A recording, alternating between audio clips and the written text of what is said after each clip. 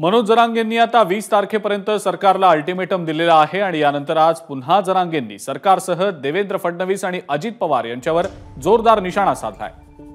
फडणवीसांना मराठा समाजाला आरक्षण देऊ नये म्हणून त्यांच्यावर दबाव आणला जात असल्याचा आरोप जरांगेंनी केलाय। तसंच यावेळेला अजित पवारांच्या पक्षात असलेले 2-3 पालकमंत्र्यांचे मराठ्यांच्या विरोधात षडयंत्र रचलं जात असल्याचा आरोप सुद्धा जरांगेंनी केलेला आहे।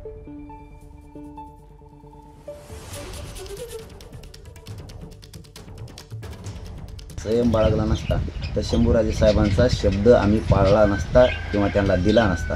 आम्ही संयमाचे बहुतेक फडणवीस साहेब करू देत नसतील किंवा मराठ्यांना काही मिळू देत नसतील, कारण त्यांना छगन भुजबळ गरजेचं आहे। फडणवीस साहेबसुद्धा एखाद्या वेळेस मराठ्यांना आरक्षण मिळू नये म्हणून दबाव आणत असतील बाकीच्या मंत्र्यांवरती सगळ्यात, आणि काही मंत्री आहेत तर ते मराठ्यांवरती अन्याय करत आहेत। संयम आम्हीच बाळगायचा किती दिवस, ह्यो बी आमच्या पुढं प्रश्न आहे। आता ठीक आहे, आता 13 तारखेपर्यंत मराठ्यांना आरक्षण नाही मिळालं, कसं मिळवायचं ते आता बघतो आम्ही।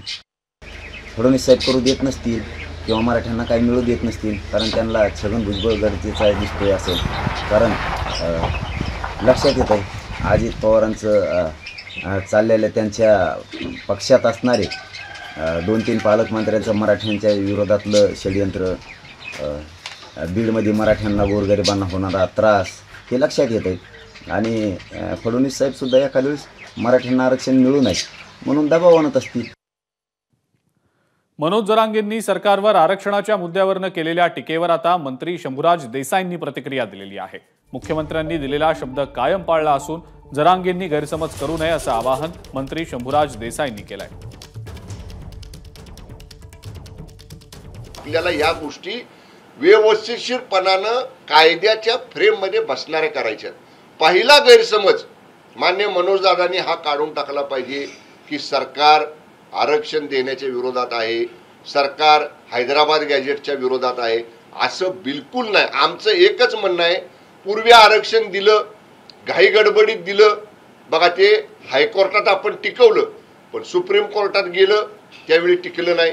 आता घाई गडबडीत निर्णय घेतला आणि तसंच जर काय घडलं तर आपल्या हाताने आपल्या पायावर आपण दगड मारून घेतल्यासारखं होईल। मी परत सांगेन, माननीय मुख्यमंत्री एकनाथजी शिंदे साहेब हे दिलेल्या शब्दाला पक्के असतात।